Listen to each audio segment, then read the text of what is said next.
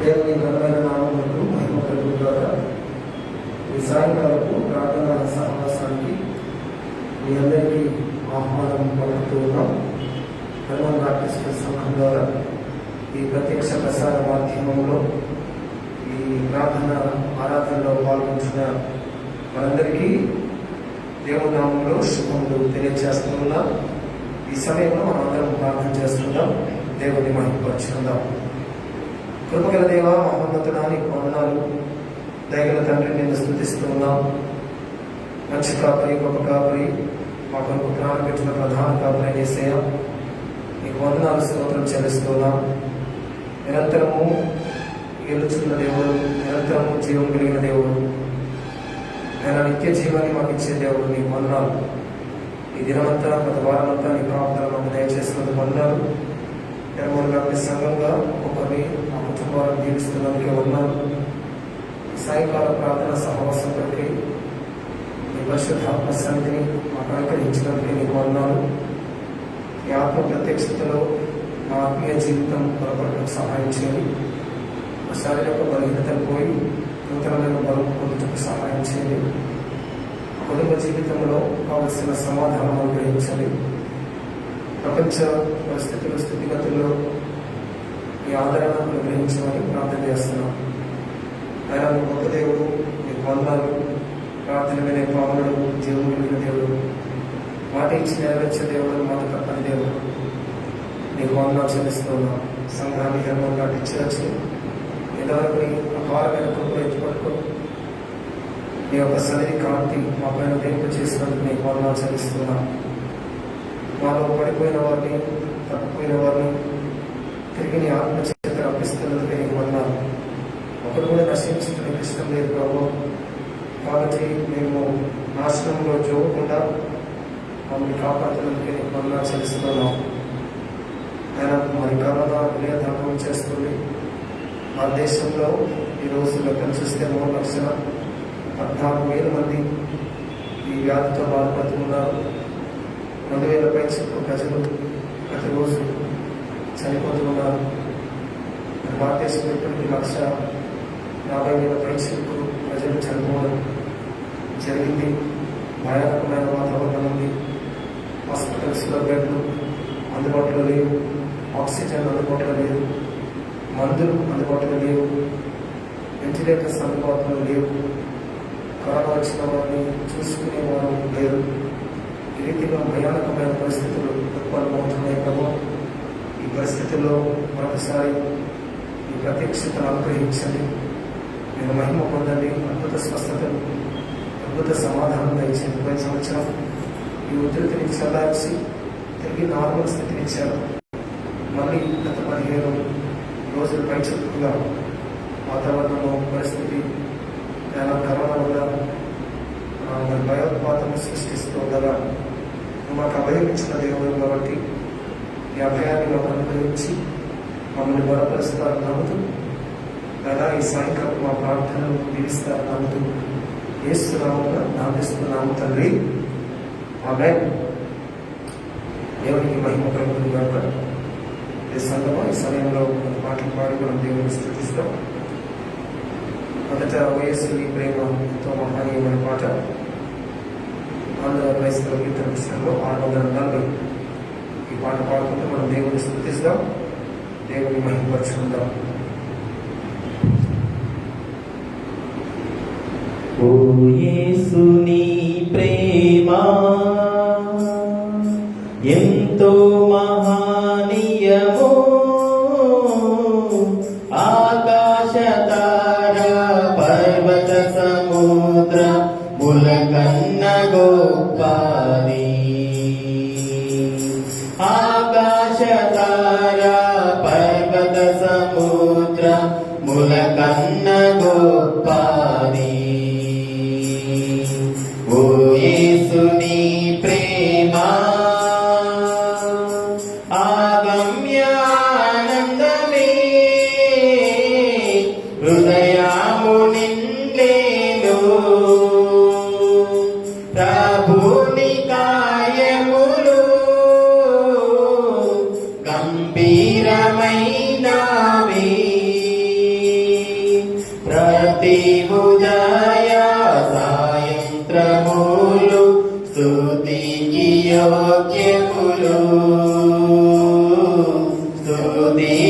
యోగ్యములు. ఓ యేసుని ప్రేమ సంకట సమయములో సాగాలేకున్నాను. దయచూపు నా మీద అని నేను మొరపెట్టగా వింటినంటివి నా మొరకు ముందే తోడానందునంటివి తోడానందునంటివి. ఓ యేసుని ప్రేమ మరణాంతకారపు లోయాన్ని సంచరించిన నిరంతరమేసు నాదుగా పాలి అయి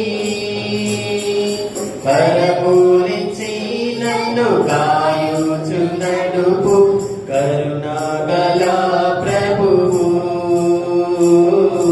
కరుణాగల ప్రభువు.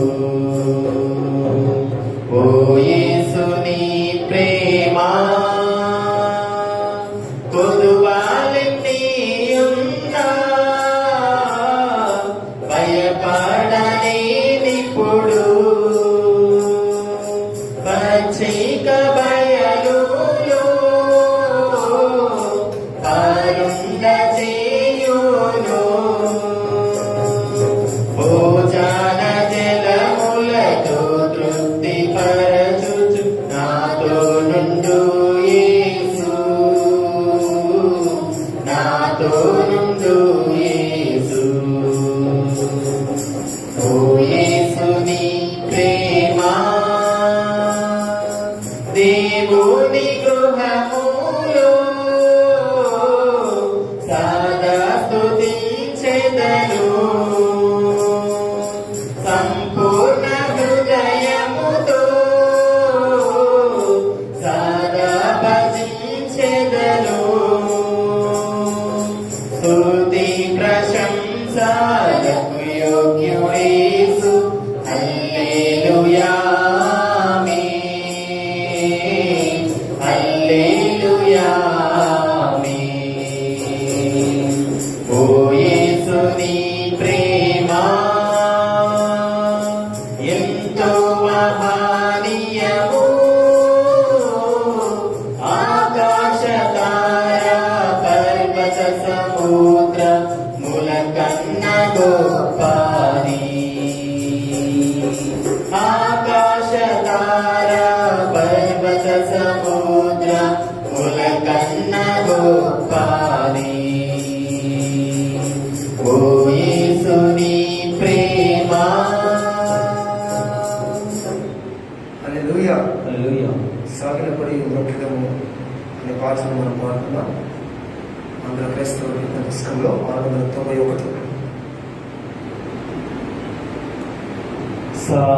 సాగిలపాడి మ్రోక్కెదము సత్యముతో ఆత్మాతో మన ప్రభు యేసుని. సాగిలపాడి మ్రోక్కెదము మోషే కంటే శ్రేష్ఠుడు అన్ని మోసముల నుండి విడిపించు. మోషే కంటే శ్రేష్ఠుడు అన్ని మోసముల నుండి విడిపించు. వేషధారులను వేషించు ఆశతో మృక్కెదము. సాగిలపాడి మృక్కెదము. అహరోను కంటే శ్రేష్ఠుడు మన ఆరాధనకు పాత్రుడు. అహరోను కంటే శ్రేష్ఠుడు మన ఆరాధనకు పాత్రుడు. ఆయనే ప్రధాన యాజకుడు అంద కరము మ్రొక్కెదము ఆ సాగిల పాడి మ్రొక్కెదము ఆలయము కన్న శ్రేష్ఠుడు నిజాలయము గతానే ఉండెన్ ఆలయము కన్న శ్రేష్ఠుడు నిజాలయము గతానే ఉండెన్ ఆలయము మీరేయనిను ఎల్ల కాలము మ్రొక్కెదము ఆ సాగిల పాడి మ్రొక్కెదము యోనా కంటే శ్రేష్ఠుడు ప్రాణదానముగా తన్ను అర్పించెను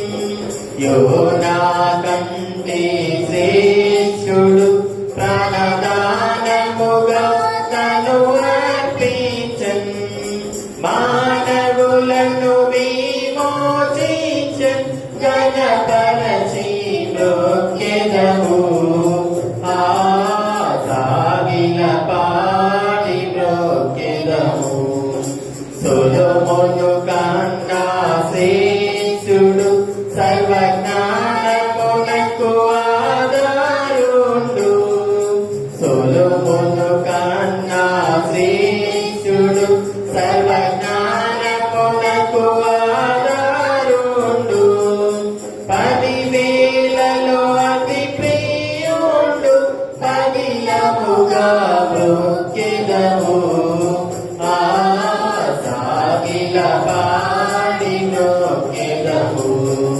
రాజుల కంటే శ్రేష్ఠుడు యాజకులనుగా మనలను చేసెను రాజుల కంటే శ్రేష్ఠుడు యాజకులనుగా మనలను చేసెను రారాజుగా త్వరలో వచ్చు రయముగను మ్రొక్కెదము ఆ సాగిల పాడి మ్రొక్కెదము అందరిలో అతి శ్రేష్ఠుడు మనకందరికీ తానే ప్రభువు అందరిలో అతి శ్రేష్ఠుడు మనకందరికీ తానే ప్రభువు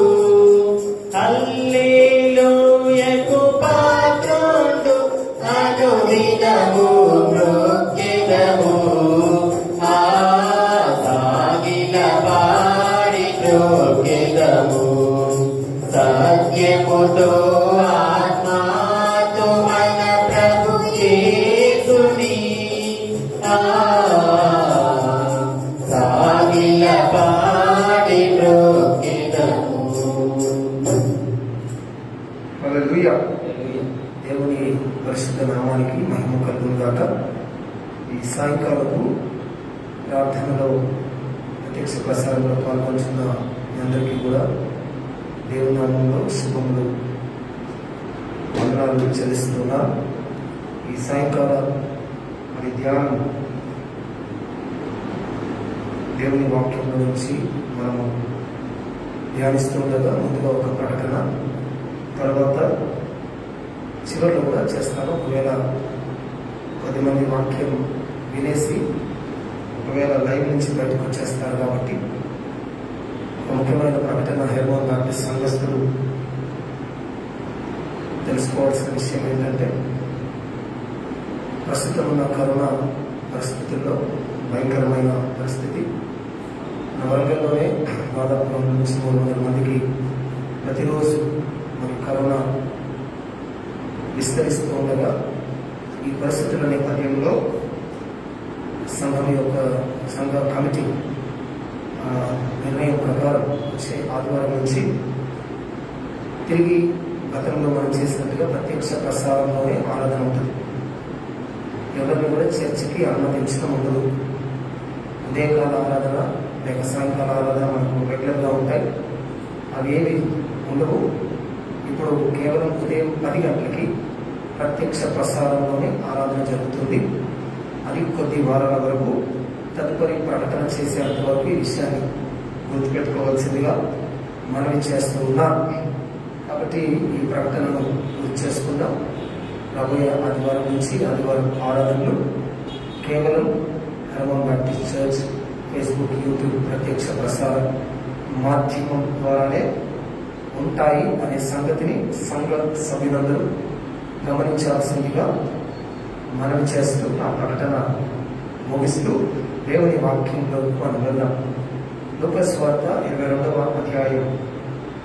లూకాసు వార్త 22వ అధ్యాయం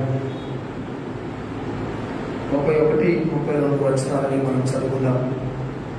ఈ సాయంకాల ధ్యాన నిమిత్తం ఏర్పరిచిన లేఖన భాగం Gospel according to St. Luke, chapter 22, verse 31 and 32. లూకాసు వార్త 22వ అధ్యాయం 31-32 వచనాలు చదువుదాం. సీమోను, సీమోను, ఇదిగో సాతాను మిమ్మల్ని పట్టి గోధుమల వలె జల్లించుటకు మిమ్మల్ని కోరుకున్నాను, కానీ నీ నమ్మిక తప్పిపోకుండానట్లు నేను నీ కొరకు వేడుకుంటుని. నీ మనస్సు తిరిగిన తర్వాత నీ సహోదరులను స్థిరపరచమని చెప్పాను. చదవని లేఖన భాగం మన వెనుకల్లో దీపబడును గాక. యేసుప్రభు యొక్క ప్రార్థనలను మనం ధ్యానిస్తూ ఉన్నాం. లూకాసు వార్తలో యేసుప్రభు చేసిన ప్రార్థనలు, ఆయన మానవ రీతిగా ఈ లోకానికి వచ్చినప్పుడు మానవుడిగా ఉంటూ ఏ రీతిగా ఆయన ప్రార్థన చేశారో మనం చూశాం. మొట్టమొదట ఆయన బాప్టిజం తీసుకున్నప్పుడు రక్షణ పొందిన తర్వాత ప్రార్థన చేసినట్టుగా లూకాసు వార్త 3వ అధ్యాయం 22 వచనాలు మనం చూశాం. రెండవది లూకాసు వార్త 5:16లో ప్రజలందరూ ఆయనని రాజుగా చేయాలనుకున్నప్పుడు ఆయన ఒంటరిగా అరణ్యంలోకి వెళ్ళి ప్రార్థన చేసినట్టుగా చూశాం. కీర్తి ప్రతిష్టల్ని పక్కన పెట్టారు, పేరు ప్రఖ్యాతల్ని పక్కన పెట్టారు, ప్రార్థనలు మొదలుపెట్టారు. మూడవది సమాజ దినమందు ఒకరిని స్వస్థపరిచినందుకు 6:12లో యేసుప్రభు పైన వారు పక్షగట్టి చంపాలని చూస్తారు. క్లిష్ట పరిస్థితుల్లో, కష్ట పరిస్థితుల్లో కూడా ఆయన ప్రార్థన చేసినట్టు మనం చూసాం. సో ఈ 3 ప్రార్థనలు తర్వాత వారు మనం చూసాం. లూకాసు వార్త 9:18లో ఆయన ఒంటరిగా ప్రార్థన చేశారు. ఏకాంత ప్రార్థన, పర్సనల్ ప్రేయర్, ఒక్కడే కూర్చొని ప్రార్థన చేశారు. యేసుప్రభు ప్రార్థన మనకు మాదిరి. మనం కూడా కానీ ఏకాంత ప్రార్థన కలిగి ఉండాలి. ప్రతి విశ్వాసం, ప్రతి భక్తులు, ప్రతి భక్తురాలు. తర్వాత సహవాస ప్రార్థన చేస్తారు 9:28లో. లూకా 9:28లో అంటే ఆయనతో ఉన్న ముగ్గురు పేతురు, యోహాను, యాకోబులు పెట్టుకుని ఆయన ప్రార్థన పెట్టుకుంటే మనం చూస్తాం. సహవాస ప్రార్థన ముఖ్యం. మూడవది 10వ అధ్యాయం 21-22 వచనాల్లో ఆయన చేసిన ప్రార్థన కృతజ్ఞత ప్రార్థన. శిష్యుల్ని సేవ పంపిస్తాడు, వారు సంతోషంగా తిరిగి వచ్చినప్పుడు దేవుడు కృతజ్ఞత చెల్లిస్తాడు, క్రీస్తు ప్రభు. సో కృతజ్ఞత ప్రార్థన కూడా మనకు అవసరమైన విషయాన్ని మనం నేర్చుకున్నాం. తర్వాత లూకాసు వార్త 11వ అధ్యాయం 1వ వచనంలో ఆయన ప్రార్థన చేస్తుందని రాశారు. యేసుప్రభు ప్రార్థించడం మట్టుకే కాదు, కానీ ఆయన తన శిష్యులకు కూడా ప్రార్థన నేర్పించారు. 9-10 వచనాల్లో శిష్యులు చదువుతారు, మాకు ప్రార్థన నేర్పించు అని. ఆయన ప్రార్థన చేస్తున్నారు కాబట్టి, ఆ ప్రార్థనను చూశారు కాబట్టి, ఆయన ప్రార్థనా జీవితాన్ని గమనించారు కాబట్టి, మీలాగా ప్రార్థన చేయడానికి మాకు నేర్పించండి అన్నారు. సో ఆయన ప్రార్థన చేయకపోతే శిష్యులు అడగకపోయేవారు. తర్వాత వాళ్ళని ఏం చేశారంటే ప్రార్థన పనులుగా చేశారు. అందులో మనం తర్వాత యేసుప్రభు చనిపోయి పరలోకానికి వెళ్ళిన తర్వాత, తిరిగి లేచి పరలోకానికి వెళ్ళిన తర్వాత శిష్యులు బలమైన ప్రార్థన పనులైతారు. మన అపోస్తల కార్యంలో చూస్తే బలమైన ప్రార్థన చేస్తారు. పేతురు చెరసాలలో వేసినప్పుడు సంఘం ప్రార్థన చేసింది. అంతవరకే కాకుండా పేతురు, యోహాను దేవాలయంలో వెళ్తున్నప్పుడు ఒకటి బాగు చేస్తారు. అక్కడ ఉన్న సదుపాయాలు పరిచయాలు వాళ్ళందరూ తీసుకుపోయి వీళ్ళు జైల్లో వేస్తారు. తర్వాత బయటికి తీసుకొస్తారు. వీళ్ళు ప్రార్థన చేస్తే భూమి కనిపించింది అని రాస్తారు. అపోస్తల కార్యం 4:31లో.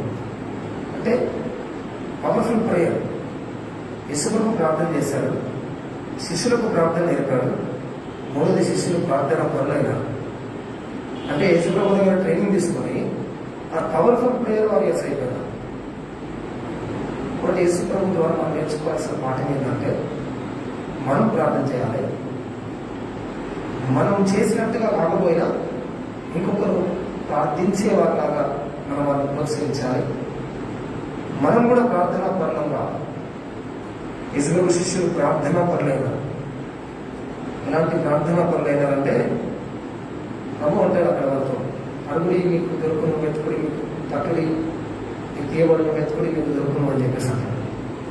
ఇదంతా ఏంటంటే ప్రార్థన పరులుగా అవడం అన్నట్టు అర్థం. అందుకే ఆ గొప్ప స్టేట్మెంట్ ఇచ్చారు.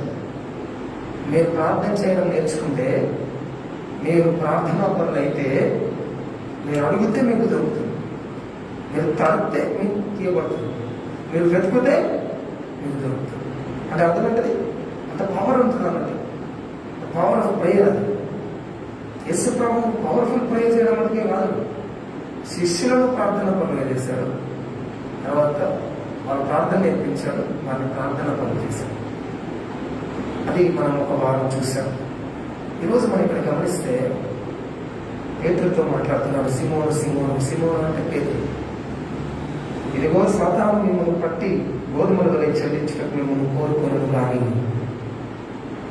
వాస్తవానికి అంతకంటే ముందు జరిగిన సందర్భంలో ఏం జరిగింది అంటే, ఒకవేళ మనం 22వ అధ్యాయం 21వ వచనాన్ని మనం చూస్తే, అక్కడే లూకా 22:21 మనం చూస్తే, ఇదిగో నన్ను అప్పగించువాని చేయి నాతో కూడా ఈ బల్ల మీద ఉన్నది, నిర్ణయింపబడిన ప్రకారం మనిషి కుమారుడు పోచున్నాడు కానీ ఆయన ఎవరి చేత అప్పగించున్నాడో ఆ మనుష్యునికి శ్రమ అని చెప్పాడు.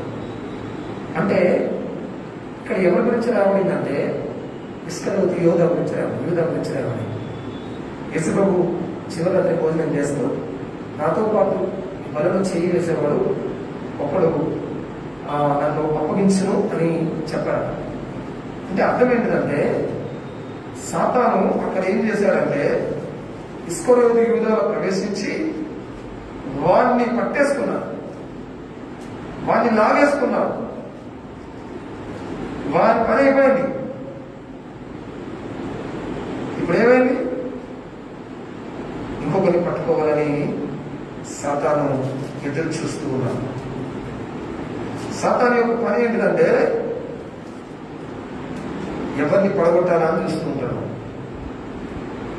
యేసు ప్రభు శివరాత్రి భోజన సమయంలో ఆ మాటలు మాట్లాడతాడు. నాతో చేయి వేస్తున్నవాడు మీలో ఒక్కడు అని చెప్పి రాశాడు. ఒకవేళ ఆ మాటను మనం చూద్దాం అనుకుంటే, అదే సందర్భం లూకా సువార్తలో అక్కడ రాయలేదు, కానీ యోహాను సువార్తలో చూద్దాం. 13వ అధ్యాయం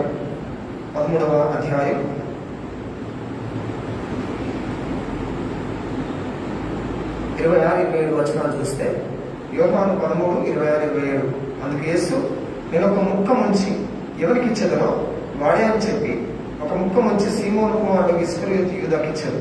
వాడు ఆ ముక్క పుచ్చుకొనగానే సాతాను వారిలో ప్రవేశించెను. యేసు నీవు చేయించిన త్వరగా చేయమని వారితో చెప్పాడు. లూకా సువార్త 22వ అధ్యాయం 8వ వచనం చూస్తే, యేసు ప్రభు ఏమంటారు? నాతో చేయి వేసిన వాడే నన్ను అప్పగిస్తారు అన్నారు.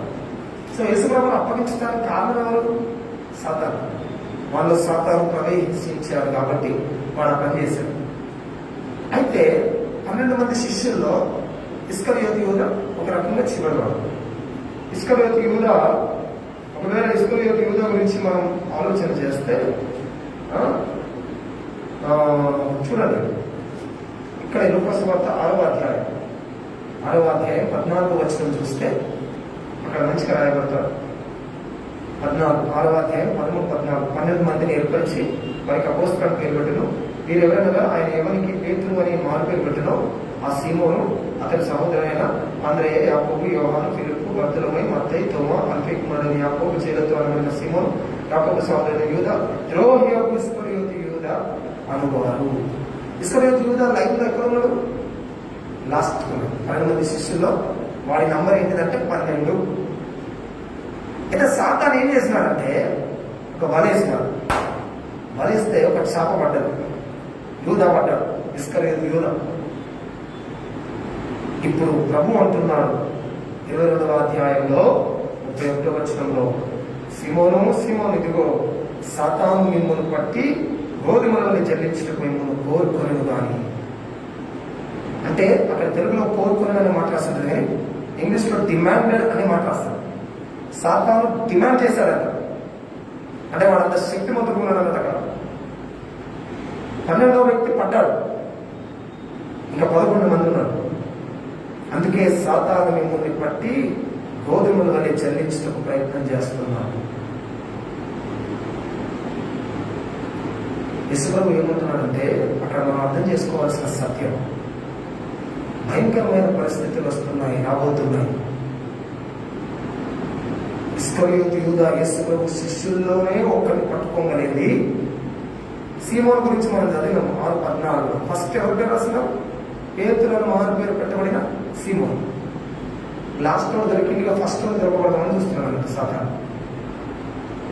అయితే సీమోను చెప్తున్నాడు యేసుప్రభు ఏమని అంటే, మిమ్మల్ని పట్టుకోవాలని వాడు ప్రయత్నం చేస్తున్నాడు. ప్రభు అంటాడు 22వ వచనం, నీ నమ్మిక తప్పిపోకుండానట్లు నేను నీ కొరకు వేడుకుంటుని. యేసుప్రభు చేసిన ఒక అద్భుతమైన ప్రార్థన ఇది. ఎలాంటి ప్రార్థన అంటే, ఇప్పుడు సీమోనుకు తెలియదు, సీమోనుకు సాతాను చెప్పలే, యూదా విన్న సంగతి కూడా సీమోనుకు తెలియదు, అర్థం కాలే. ప్రభుకు ఒక్కడికే తెలిసింది. ఏం జరుగుతుందో తెలియదు, ఏం జరగబోతుందో తెలియదు, ఎలా అవుతుందో తెలియదు, కానీ ప్రభువుకు తెలుసు. అందుకే ఏమంటున్నాడు, సీమోను సీమోను, ఇదిగో సాతాను మిమ్మల్ని పట్టి గోధుమల వలె చెల్లించటకు మిమ్మల్ని కోరుకున్నాడు. గోధుమల వలె చెల్లించడం అంటే, గోధుమలు ఏం చేస్తారంట, ముందు వాటిని బాగా తొక్కుతారంట, దానిపైన పొట్టు వెళ్ళడం కోసం. తర్వాత చాటును బట్టి చెబుతారంట, పొట్టులా గోధుమల యొక్క పొట్టులు ఎక్కడికో ఎగిరిపోయేటట్టు చాలా చేద్దామని చూస్తున్నాడు వాడు. ఇది సీమోనుకు తెలియదు, పేతురుకు తెలియదు, మిగతా 11 మందికి తెలియదు, కానీ ప్రభువుకు తెలుసు. అయితే ప్రభువు ఒక శ్రేష్టమైన మాట రాశాడు, నీ నమ్మిక తప్పిపోకుండానట్లు. 12 మందిలో ఇస్కరియోతు యూదా, ద్రోహి ఇస్కరియోతు యూదా అని వాడి పేరు గురించి రాసినప్పుడు రాశాడు. ద్రోహి అంటే విశ్వాసం లేనివాడు, నమ్మకం లేనివాడు, యేసు ప్రభుతో కేవలం నక్కన జీవితం వాడి, యేసు ప్రభుతో కేవలం నడుస్తున్నాడు అంతేవాడు. మిగతా 11 మంది ప్రభువును నమ్మి నడుస్తున్నారు.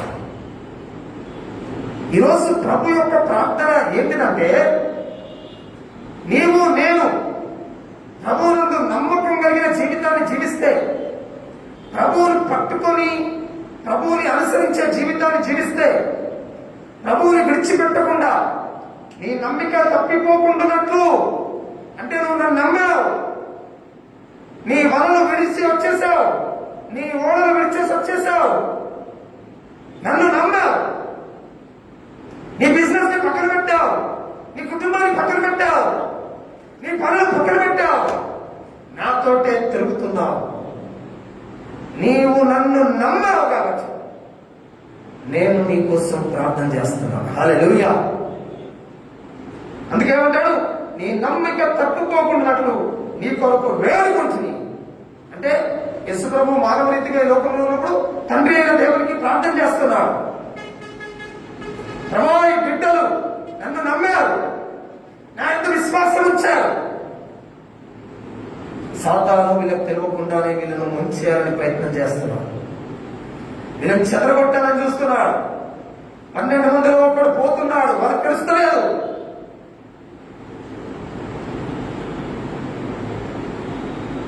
అట్లాగే ఇప్పుడున్న మన భయంకరమైన పరిస్థితుల్లో కూడా మనతో ఉన్న చాలా మందిలో కొందరు పోతున్నారు. ఏ కారణం చేత మనకు తెలియట్లేదు, ఏం జరుగుతుందో తెలియట్లేదు, ఎలా జరుగుతుందో తెలియట్లేదు. సాతాను వాళ్ళను పట్టుకోవాలని, వాళ్ళను జనరల్గా పట్టి వాళ్ళను ఎడగొట్టాలని మొత్తం ప్లాన్ వేసుకున్నాడు వాడు. ఈ ప్లాన్ ని యేసు ప్రభు సీమోను చెప్తున్నాడు. ఎందుకో తెలుసా, ఈ 11 మంది టార్గెట్ చేద్దామని చూస్తున్నాడు వాడు సాతాను. అయితే సీమోన్కి ఎందుకు చెప్పాడంటే, ఆయన స్పోక్స్ పర్సన్ అన్నమాట, అన్నింటిలో ముందుకొచ్చి మాట్లాడతాడు. ఆయన సో ఆయనకే చెప్తున్నాను, నువ్వు లీడర్ కదా, మీరందరికీ నాయకులు కదా, నీకు చెప్తున్నాను, నీవు నీతో పాటు మిగతా మంది 11 అంటే అందరూ కలిసి 11 నన్ను నమ్మారు కాబట్టి ఈ నమ్మికను బట్టి నేను నీ కోసం ప్రార్థన చేస్తాను. హల్లెలూయా. ఒక మాట మనం చూస్తాం, హెబ్రీయులకు రాసిన పత్రిక 7వ అధ్యాయంలో ఒక మాట రాసి ఉంటుంది. 7:25 24 చూద్దాం. 7:24-25 ఇక్కడ మనం గమనిస్తే, ఈయన నిరంతరం ఉన్నవాడు కనుక మార్పులేని యాజకత్వం కలిగిన వాడాయను యేసు ప్రభు గురించి చెప్తున్నాను. ఈయన తన ద్వారా దేవుని ఎందుకు వచ్చి వారి పక్షమున, దేవుని దగ్గరికి వచ్చి వారి పక్షమున విజ్ఞాపన చేయుటకు నిరంతరం జీవించుచున్నాను కనుక వారిని సంపూర్ణంగా రక్షించడం శక్తివంతుడై ఉన్నాడు. యేసు ప్రభు ఏం చేస్తున్నాడట? దేవుని దగ్గరికి వచ్చేవారు, దేవుని నమ్మేవారు వారి కోసం విజ్ఞాపన చేస్తారు. ఒక విషయం గమనించండి, మిమ్మల్ని పట్టుకోవాలని చూస్తున్నాడు సాతాను అని చెప్పి పేతురుతో పర్టికులర్గా మాట్లాడారు. అంటే అర్థమేంటిది? పర్సనల్ ప్రే చేస్తున్నాడు ప్రభు ఒక్కొక్కరి పక్షంగా. ఎందుకు? వారు నన్ను నమ్మారు కాబట్టి. చూడండి ఎంత బ్యూటిఫుల్ గా రాశాడో. మళ్ళీ రండి లూకాసు 22:32 చెప్పి ముగిస్తాడు. యేసు చేసిన ప్రార్థన గురించి మనం నేర్చుకుంటున్నాం.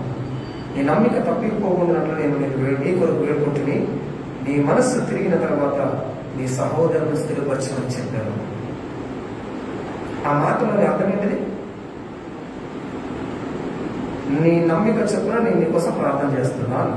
ఓకే, చేశారు. మనం దేవుడు నమ్మినాం కాబట్టి ప్రభు మన పక్షంలో ప్రార్థన చేస్తున్నాడు. తర్వాత ఏం జరగబోతుంది? పేతురుతో చెప్తున్నాను, తర్వాత జరగబోయేది నీ మనస్సు తిరిగిన తర్వాత, అంటే ఈ పరిస్థితి నుంచి నువ్వు బయట పడతావు. నీ మనస్సు తిరిగిన తర్వాత నీ సహోదరులను స్థిరపరచమని చెప్పాను. అంటే అర్థం ఏంటి? ప్రభు పేతురు కోసం ప్రార్థన చేస్తే పేతురు ఆ సమస్య నుంచి బయటపడి, అంటే సాతాను వలన పడిపోకుండా, సాతాను పేతురుని పాడు చేయకుండా, నాశనం చేయకుండా పేతురు ఏం చేస్తారు? తర్వాత మీరు వచనాలు గమనిస్తే యేసుప్రభు ఎవరన్నా తెలియదు అంటారు. యేసుప్రభుని సిలువేసేటారు, బొమ్మారు కోడి కూసిన అని రాస్తారు.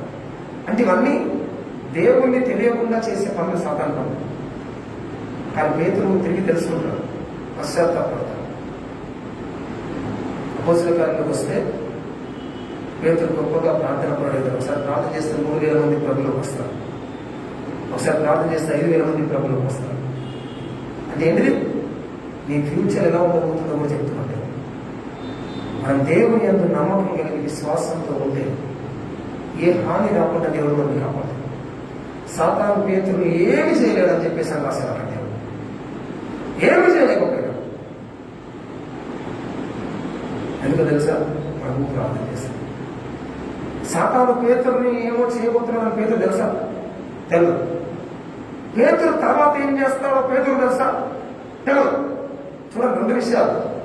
సాతాను పేతురును ఆయన టీం అంతటిని నాశనం చేయాలని చూస్తున్నాడు, వాళ్ళు ఎవరికి తెలియదు. తర్వాత పేతురు ఆయన సహోదరులు అందరూ కూడా అనేకులు బలపరిచే పరిచర్య తర్వాత జరగబోతున్నాడు. అది కూడా వాళ్ళకి తెలుసా? తెలియదు. ప్రభు ప్రార్థన చేస్తే ఎవరు కార్యాలు జరిగాయి. అంటే నీవు నేను ప్రభు నందు నమ్మకం ఉంచితే నీ నమ్మిక తప్పిపోకుండానట్లు I have prayer because of your faith అని మాట రాస్తాను. నీ విశ్వాసం నిన్ను స్వస్థపరిచిన కుమారి అంటారు. నీ విశ్వాసం నిన్ను బాగు చేశాను అంటారు. ఇప్పుడు మన విశ్వాసం కూడా ఏం చేస్తుంది తెలుసా? ప్రభు మన పక్షంగా ప్రార్థన చేసే కార్యం జరుగుతుంది. మన యోహాను సువార్త 17వ అధ్యాయం చూస్తే యేసు ప్రభు ప్రార్థన ఉంటారు. గొప్ప ప్రార్థన చేస్తాడు. తండ్రి అయిన దేవుడికి, వీళ్ళందరూ నాకు అప్పగించాం, నేను వీళ్ళ కోసం ప్రార్థన చేస్తున్నాను అంటాడు. సో ఈరోజు మనం లూకాసు సువార్తలో నేర్చుకున్న పాఠం ఏంటంటే, సాతాను ఆల్రెడీ ఇస్కరియోతు యూదాను పట్టుకున్నాడు. ఇప్పుడు వాళ్ళ ప్లాన్ ఏంటి? పేతురు ఆయనతో పాటుగా మిగతా 11 మంది శిష్యులు పట్టుకోవాలని మిమ్మల్ని అని రాశారు కదా. మీ అందరినీ పట్టుకోవాలని చూస్తున్నాను. నీకు తెలియదు పేతురు, ఇతను నాతో ఉన్నావు, నన్ను నమ్మావు, నేను నీకోసం వేడుకున్నాను దేవుణ్ణి, సాతాను నీకే హాని చేయడు. అటువంటివి కాకుండా నువ్వు అనేకులను స్థిరపరుస్తావు, బలపరుస్తావు, గొప్పగా నువ్వు వాడబడతావు అని రాశాను. ఈ సాయంకాలం మన ఇంట్లో మనం ఒక్కరమే దేవుని నమ్మిన వారం ఉండొచ్చు. మన ఇంట్లో 10 మందిలో 2-3 ప్రభుని నమ్మిన వారు ఉండొచ్చు. నీ నమ్మకాన్ని బట్టి దేవుడు నిన్ను కాపాడతాడు. ఎటువంటి శక్తివంతుడైన వాడు ఇస్కరియోతు యూదానే వేసిన వాడు, యేసుప్రభు శిష్యుల్లో ఒకడు. ఎంతటి పవర్ఫుల్ ప్లాన్ అయినా ప్రభు యొక్క ప్రార్థన ముందు అది పనిచేయదు. ఎంతటి పవర్ఫుల్ శత్రువు అయినా సాతాను పేతురుని ఆయనతో పాటున్న మిగతా 10 మంది ఏం చేయలేకపోయారు. యేసుప్రభు చనిపోయినప్పుడు ఈ 11 మంది బతికే ఉన్నారు. ఇస్కరియోతు యూదా ఒకడే చచ్చిపోతాడు ఈయన శిలువ వేసినాక. ఈ 11 మంది ప్రపంచంలో సువార్త ప్రకటించడానికి వచ్చింది. ఎందుకు? ఆ 12వ వ్యక్తిలో నమ్మకత్వం లేదు. ద్రోహి ఇస్కరియోతు యూదా, వాడు లాస్ట్ ఫెలో. కానీ మీరు నన్ను నమ్మారు. యేసు ప్రభు ప్రార్థన ఇందులో మనం నేర్చుకోవాల్సింది ఏంటంటే, ప్రతి వ్యక్తి యొక్క విశ్వాసాన్ని, ఆత్మీయ జీవితాన్ని, ప్రార్థనా జీవితాన్ని దేవుడు గమనిస్తారు.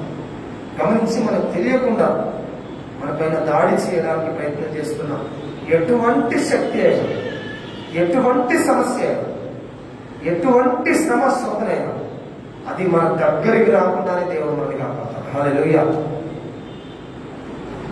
నీవు నీ మనస్సు తిరిగిన తర్వాత నీ సహోదరులను స్థిరపరచుకున్నా సార్. సాతాను పేతురును టీంని అంతా నిర్గమనుకున్నాను. కానీ ఏమైంది? ఆ పవర్ఫుల్ వెపన్ అయిన సాతానే అంతమైపోయిన వీళ్ళ విషయంలో వీళ్ళు సంతోషంగా దేవుడి సేవలు ముందుకెళ్తారు. అయితే ప్రభు అక్కడ చేసిన ప్రార్థన ఎందుకోసం చేశారంటే, మన నమ్మకాన్ని బట్టి, మన దేవుని పట్ల విశ్వాసం, చిన్నదైన పనులు, ఆవినంత విశ్వాసం నుంచి నేర్చుకున్నాం కదా. ఆవినంత విశ్వాసం గొప్ప కార్యం చేస్తాం. ఆ విశ్వాసాన్ని బట్టి దేవుడు మనల్ని కాపాడతాడు. దేవుడు మన భవిష్యత్తును స్థిరపరుస్తాడు. మనకి ఏ హాని రాకుండా దేవుడు మనల్ని కాపాడు. ఈ మాటలు మనందరికీ దీవనకరంగా ఉండాలని దేవుని సేవకులుగా కోరుతూ నా మాటలు ముగిస్తూ ఉన్నాను. మరొకసారి ప్రత్యక్ష ప్రసారంలో లైవ్లో ఉన్న వారందరూ కూడా తర్వాత అయినా లైవ్లో వాక్యాన్ని వినేవారైనా గుర్తుపెట్టుకోండి. దయచేసి రాబోయే ఆదివారం నుంచి, అంటే ఈరోజు 25వ తారీఖు ఆదివారం ఏప్రిల్ నుండి దేవుని మందిరంలో ప్రజలందరితో కూడిన ఆరాధనలు జరగవు. కేవలం ప్రత్యక్ష ప్రసారంలో మాత్రమే ఆరాధన జరుగుతుంది.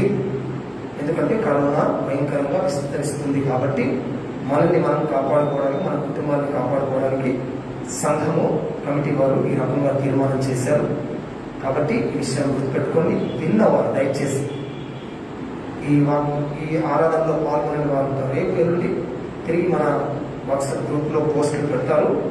అని తెలిసిన వారు ఇంకొకరికి చెప్పండి. చర్చికి ఎవరు రావద్దు, ఎట్టి పరిస్థితులు ఎవరు రావద్దు, ప్రత్యక్ష ప్రసారంలోనే ఆరాధనలో పాల్గొనాలి. అది కూడా ఉదయకాలం 10 గంటలకు ఉంటుంది. కాబట్టి ఉదయకాలం ఆరాధనకు వచ్చేవారైనా, సాయంకాలం ఆరాధనకు వచ్చేవారైనా ఈ విషయాన్ని మరొకసారి గుర్తుపెట్టుకోండి. కొన్ని వారాల పాటు ఇది ఈ రకంగా కొనసాగుతుంది. తదుపరి ప్రకటన చేసేంత వరకు, సంఘంగా ఈ రకంగా ప్రకటన చేసేంత వరకు ఎవ్వరు కూడా చర్చికి రావద్దు. ఇది మనం సెల్ఫ్ లాక్డౌన్ లాగా చేసుకుంటున్నాం. మనల్ని కాపాడుకోవడానికి మనం చేసుకుంటున్నాం.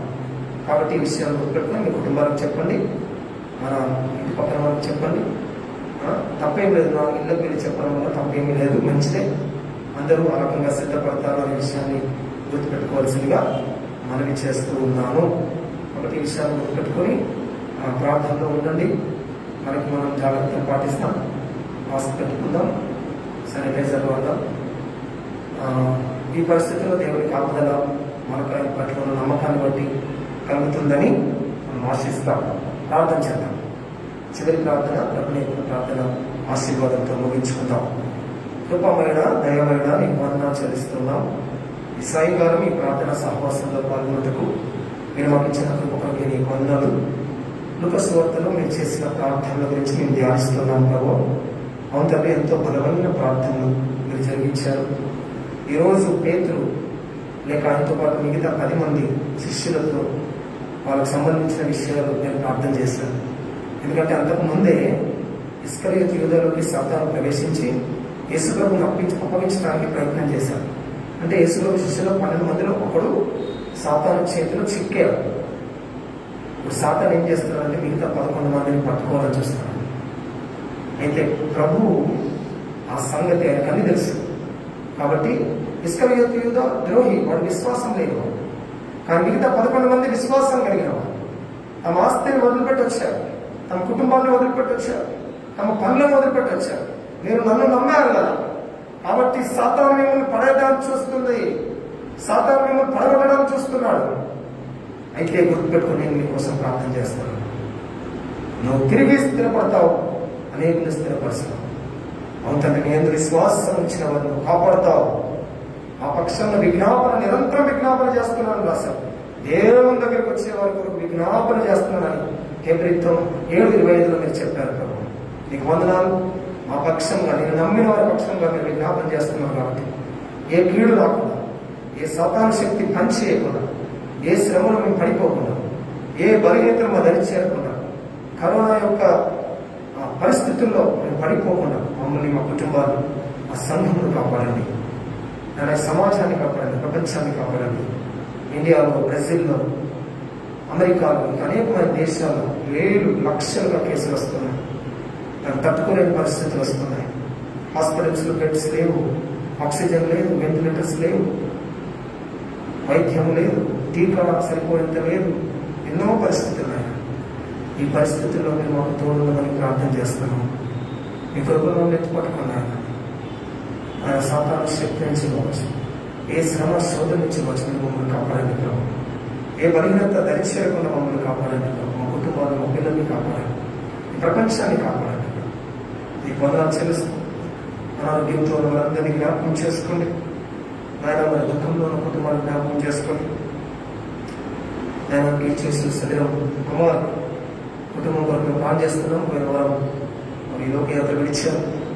మరి కుటుంబానికి నీ ఆదరణ దయచేయమని ప్రార్థన చేస్తున్నాం. హేమలత కొరకు మేము ప్రార్థన చేస్తున్నాం. అని హేమలత కుటుంబం, లక్ష్మి ఏకాంతం కొరకు మేము ప్రార్థన చేస్తున్నాం. వీరస్వామి కొరకు, ఎక్కడ సంతోషం కొరకు మేము ప్రార్థన చేస్తున్నాం. ఇంకెవరు బలహీనంగా ఉన్న వారందరినీ జ్ఞాపకం చేస్తున్నాం. మాతో పాటు హెర్మన్ బ్యాప్టిస్ట్ చర్చ్లోని విశ్వాసం, గ్రామాల్లోని విశ్వాసం, సేవకులు అందరినీ, కుటుంబాలను, పిల్లల్ని మీరు దీవించి కాపాడమని ఈ ఆదివారం నుంచి కేవలం ప్రత్యక్ష ప్రసార మాధ్యమంలోని ఆరాధనలు కొనసాగించాలని నిర్ణయించి ఉండగా ఆ నిర్ణయాన్ని బట్టి మేము స్తుతిస్తూ అందరి మేలు కోసం, అందరి క్షేమం కోసం మమ్మల్ని మేము స్వీయ నియంత్రణ చేసుకుంటుండగా ఇది మాకు మేలుకరంగా, దీవనకరంగా, ఆశీర్వాదకరంగా చేయమని ప్రార్థన చేస్తాం. ఈ వారం వివాహాలు జరిగించుకున్న కుటుంబాలను దీవించింది. మరి గుంపు సమూహాల్లో ఉండే పరిస్థితులు ఉంటాయి.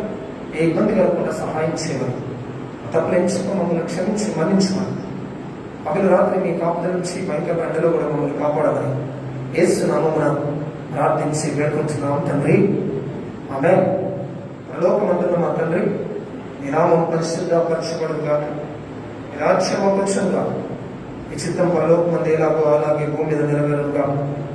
మాకు కావలసిన అనుదిన ఆహారం మాకు దయచేయండి. మరణస్థం మేము క్షమించిన ప్రకారం మరణంలో క్షమించము. మమ్మల్ని శోధనలోనికి తేకాకి నుంచి తప్పించము. ఎందుకంటే రాజ్యం, బలము, మహిమ నిరంతరము నీవే ఉన్నాయి తండ్రి. ఆమేన్. మన పరమ తండ్రి అయిన దేవుని యొక్క ప్రేమ, ఆయన ప్రియకుమారుడైన యేసు క్రీస్తు యొక్క కృప, పరిశుద్ధాత్మ దేవుని యొక్క నేను సహవాసం, సమాధానం మనకందరికీ, సకల పరిశుద్ధులకు, సంఘమంతటికి ఎప్పుడు ఎల్లప్పుడు సదాకాలంతో ఎందును గాక. ఆమేన్. God bless you. దేవుడు మిమ్మల్ని దీవించును గాక.